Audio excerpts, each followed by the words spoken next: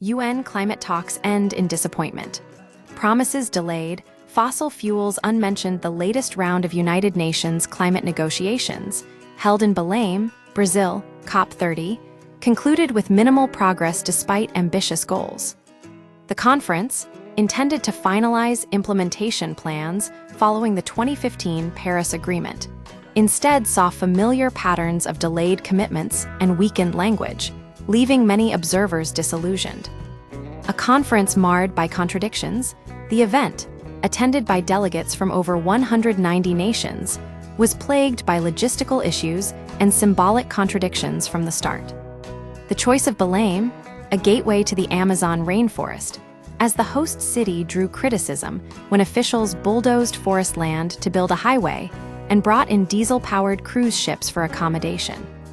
This undermined the stated focus on forest conservation and sustainable practices.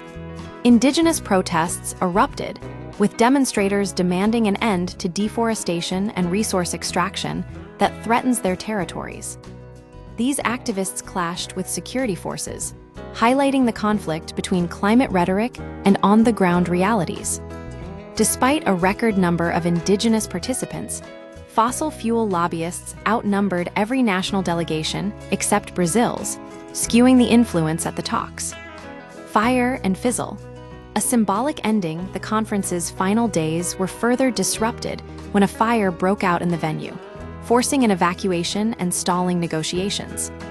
This incident, while likely caused by an electrical fault, added to the sense of dysfunction.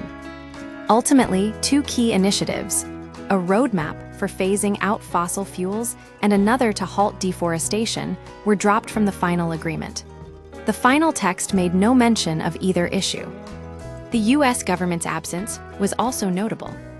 With the Trump administration prioritizing fossil fuel production, the country skipped the talks entirely, relieving pressure on other oil and gas-producing nations to commit to stricter climate measures.